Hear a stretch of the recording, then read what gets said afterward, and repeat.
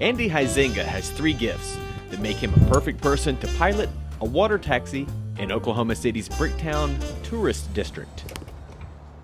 He knows how to drive a boat. All these different switches control certain things. This one controls our PA switch where we... He knows a lot about Oklahoma history. And the little waterway that we're on right now was a street called California Street.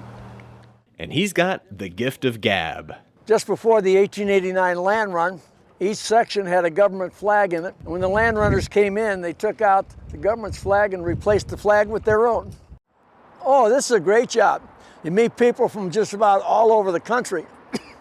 And you get a feel for what they like, a feel for where they came from. And most of the time they come from places I've already visited, so we have something in common. I like to talk about Oklahoma City history. I like everybody to know how all this thing was developed. This canal is strictly man-made. It has no inlet or outlet. Once the water is in, that's where it sits. The waterfalls, they draw the water in underneath the canal, goes through a filtering system, gets pumped back out. It creates an undercurrent, keeps the water circulating so the water doesn't get stagnant.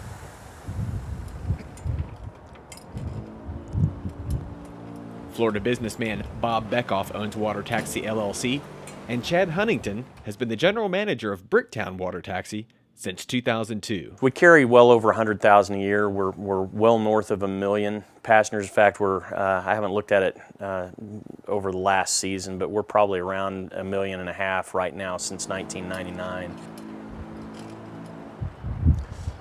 This time of year, obviously, it's quite a bit more of a slow-paced deal.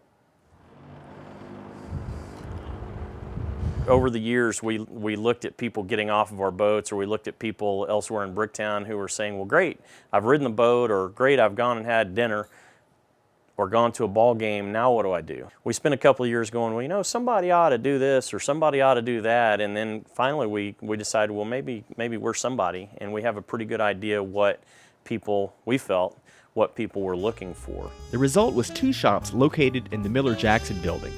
The Red Dirt Emporium, which sells made-in-Oklahoma souvenirs, local music, art, and films. And across the hall is Chad's newest project, the Red Dirt Marketplace, where independent local vendors sell everything from antiques to nostalgic toys to sports gear. It's quite an enterprise under one roof.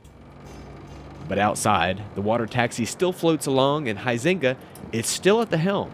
Well, as long as I can still keep driving, I'll probably keep doing this until I decide I can't drive anymore. But outside of that, this is really a great job.